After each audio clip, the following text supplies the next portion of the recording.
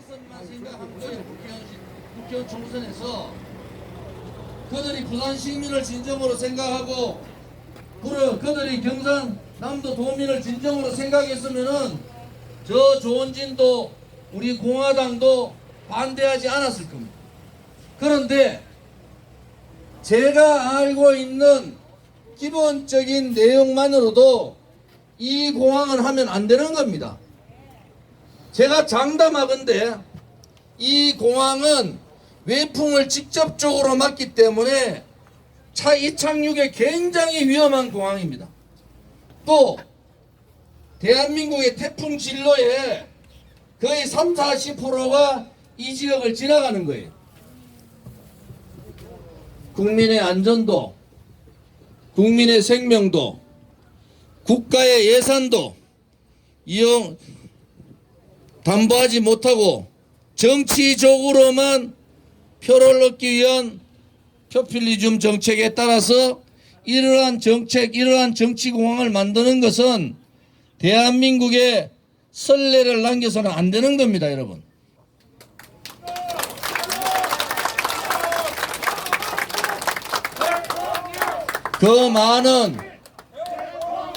그 많은 환경론자들은 어디로 갔습니까? 가덕도 신공항 주민들의 90%가 반대하지 않습니까?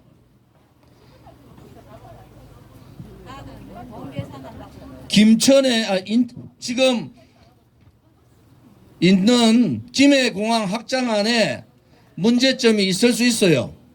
소음권 문제 때문에 기존의 김해공항을 방향을 틀어서 소음을 죽이는 방법을 연구를 했고, 그렇게 되면은 김해공항도 24시간 활용할 수 있는 공항을 만들 수가 있는 겁니다. 부산 시민들 중에서도 실질적으로 7조가 아니라 28조 6천억이 들어가고, 일본에 공항 만들어서 지금 어떤 사태가 벌어진지 아시지 않습니까? 산케이 공항이죠, 거기가? 간사이 공항.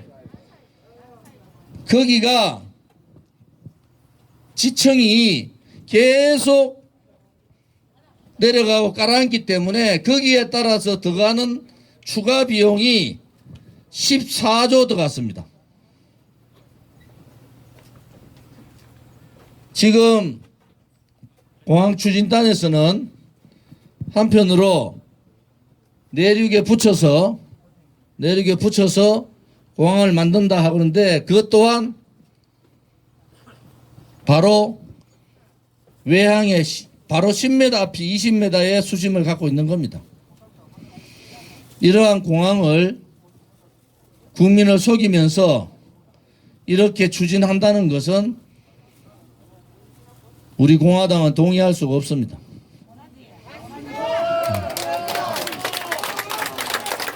저는 부산 시민들이 정말 안전을 생각하고 국가의 재정을 생각하고 미래를 생각한다면은 부산 시민들도 진실을 알기 시작하면은 가덕도 신공항에 찬성하지 아니라 확신합니다.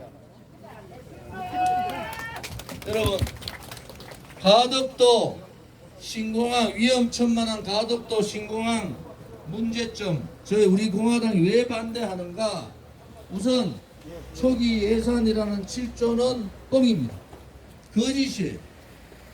지금 기본적으로 28조 6천에 들어가고, 그 이후에 운영비도 지금 다른 공항에 비해서, 지금 인천공항 있죠, 그죠?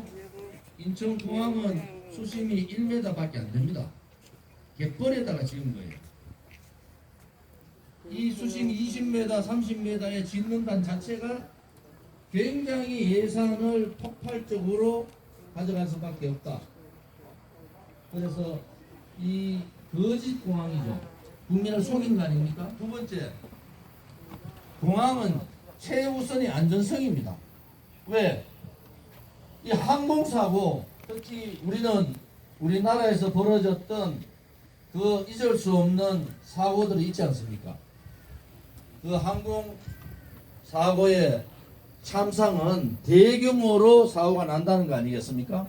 그래서 가장 최악의 불안한 공항, 세계 전문가들이 여기에다가 공항을 짓는다는 것은 기본적으로 정상적인 정신으로는 공항을 질 수 없다 이런 거 아니겠습니까?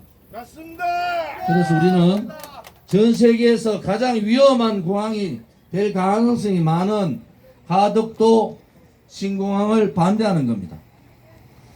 제가 대한민국의 그 많던 환경론자들은 다 어디로 갔습니까? 가덕도를 끼고 있는 천혜의 수산자원. 지금 우리 가덕도의 주민들이 반대를 하는 이유 자체가 공항을 생겨서 본인들이 대대로 이어왔던 가덕도의 업 자체가 붕괴될 가능성이 확실하다는 거 아닙니까?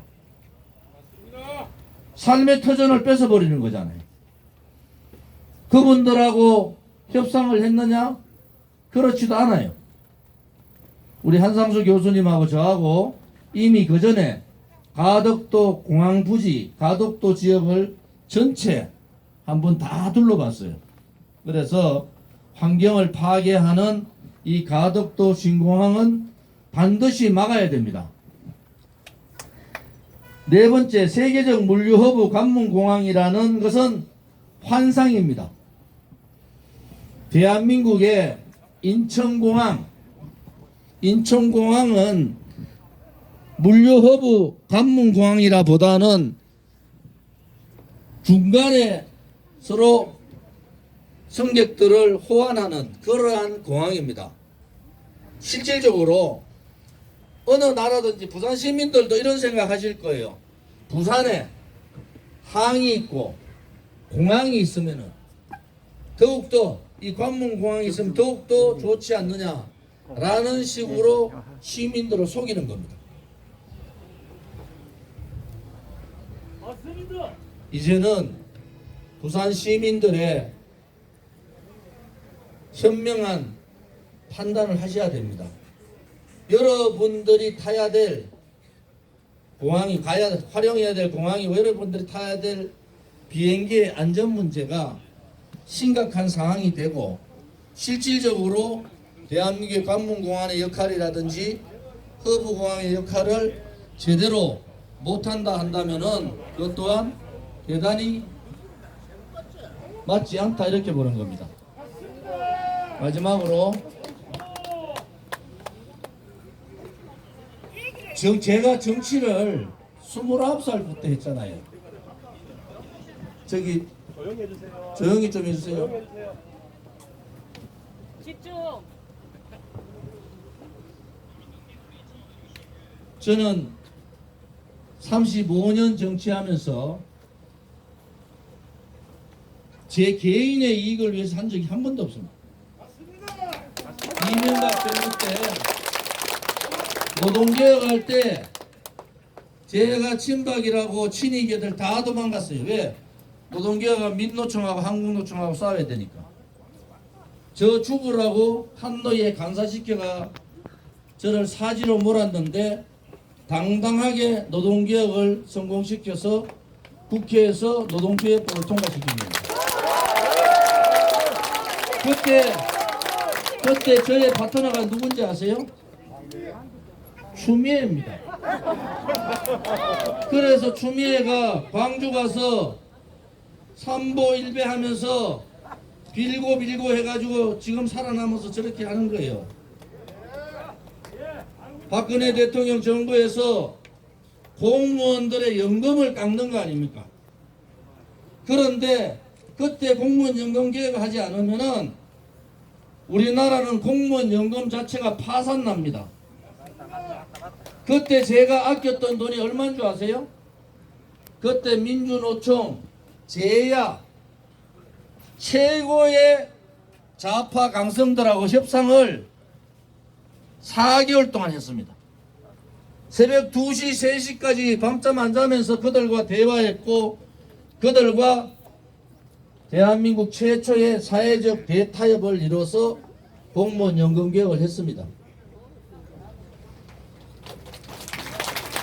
그때 아낀 돈이 그때 절약한 돈이 340조입니다. 그것을 문재인 정권 돌아서 정년 연장 2년 좌파들이 민노총, 한국노총 노조 출신들이 박근혜 대통령 정부에 압박 넣어가지고 정년 인정 2년 통과시켰어요. 그래서 대통령께서 도저히 안 되니까 성과급 제도를 해야지 청년 일자리가 반토막 나지 않는다. 이래서 성과급 제도를 도입시켰어요. 그래서 95%의 공기업 공공기관 다 도입했습니다. 이제 민간기업 1000명 이상, 500명 이상, 300명 이상 이렇게 단위별로 가게 돼 있었어요. 좌파들이 청년 일자리 반토막 나는 정년 2년 연장을 통해서 청년 일자리가 반토막 났어요. 그랬더니 이 문재인 정권이 들고 나온 게 뭔지 아십니까? 공무원 17만 8천 명 늘린 겁니다. 그 공무원 17만 8천 명이 대한민국의 공무원이 일본보다 1.5배가 많고 독일보다 2배가 많은데도 청년 눈속이고 청년의 성장이 아니라 눈가림으로 청년들이 공무원 시험 안으로 다 몰아버렸어요. 그러면서 17만 8천 명의 조원진이가 깎았던 340조 그대로 다 까먹었습니다. 공무원 17만 8천 명 모집하면요 공무원 30명 근무한다 그랬을 때 330조 나갑니다. 이것은 나라가 아니에요. 저 조원진은 민주노총 한국노총과 싸우더라도 미래를 위해서 해야 될 일은 해야 되지 않습니까? 여야 정치인을 떠나서 노동개혁하고 민주노총 한국노총하고 싸워야 되는 노동개혁, 공무원들한테 정말 죄송한 고개를 숙여야 되는 공무원 연금개혁, 저는 당당하게 했습니다. MB 정부의 가장 잘된 개혁이 노동개혁이고 박근혜 정부의 가장 잘된 개혁이 공무원 연금개혁 아닙니까? 두 개 정부의 양대 정부의 양대 개혁을 저 조원진이가 한 거 아닙니까?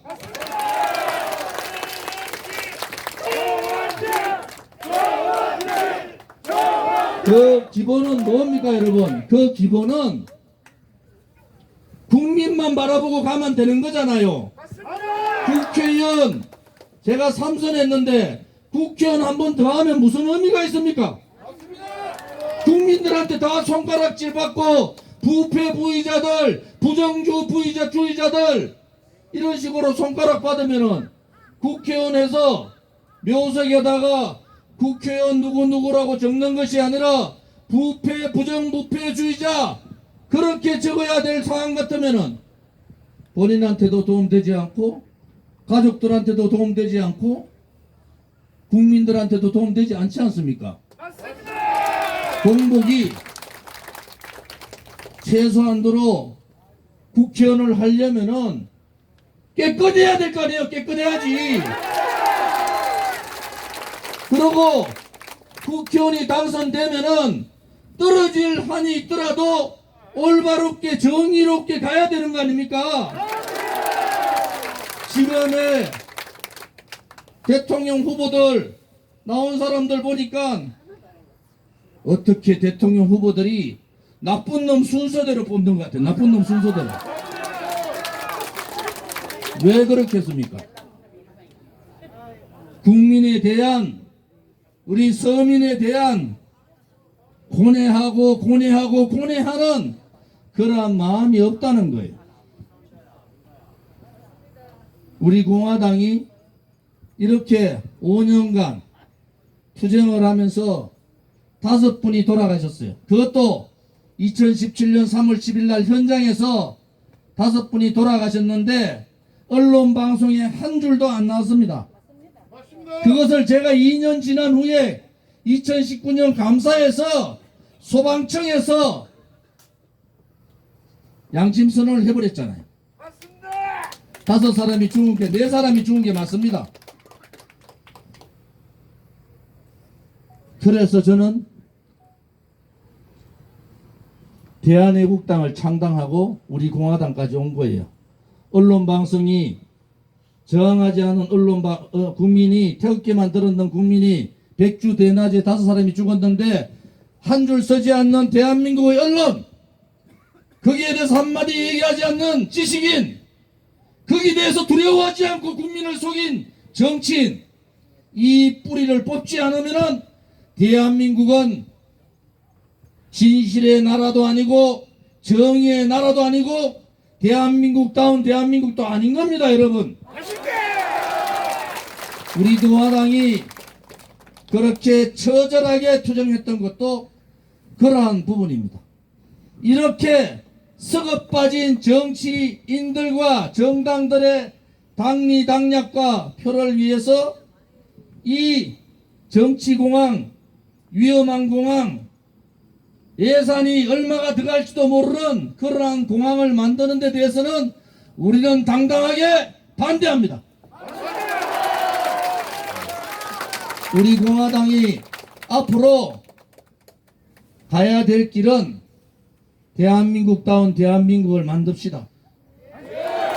우리에게 주어진 역사적 책무는 지금 우리들의 행복이 아닌 거예요.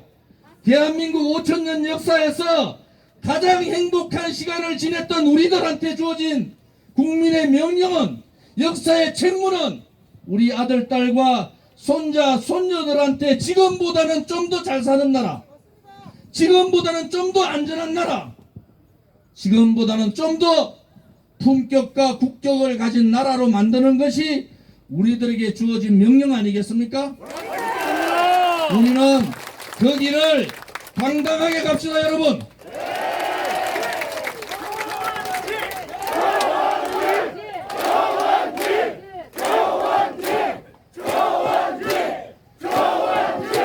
국민 한 분 한 분이 깨달을 때까지, 국민 한 사람 한 사람이 우리 공화당을 알고 우리 공화당의 가치와 우리 공화당이 가지고 있는 그 희망을 알 때까지 우리는 우리의 길을 당당하게 갑시다. 이번 대통령 선거는 우리 공화당으로 중심되어 정권 교체를 하면 됩니다, 여러분. 지금까지 부정부패 정치인들한테 속은 국민 여러분, 이제 우리 공화당과 같이 하면은 반드시 이길 수 있다는 것을 여러분에게 보여드리겠습니다.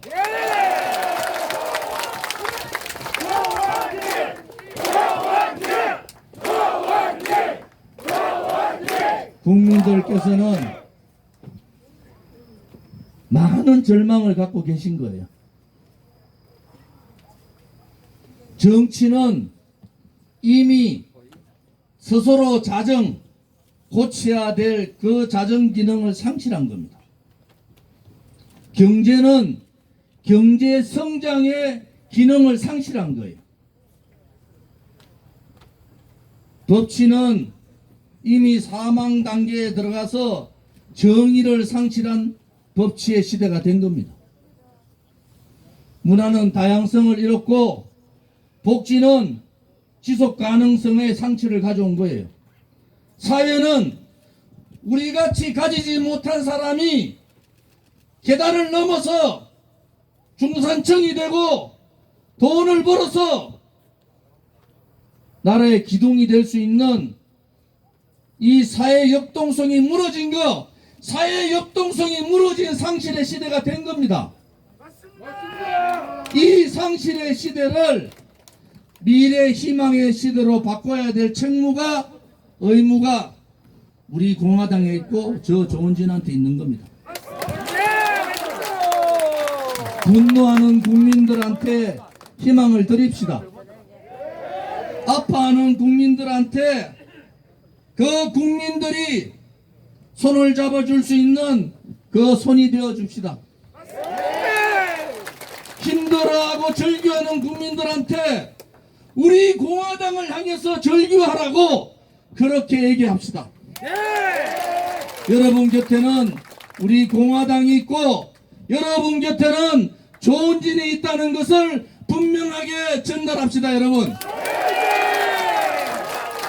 오늘 이 하덕도 신공항 문제점을 밝히면서 정치공항, 그 다음에 사고가 가장 걱정되는 공항, 이러한 공항의 반대 말씀을 이것으로 마치겠습니다. 오늘 참여해 주신 분들께 감사드립니다. 감사합니다.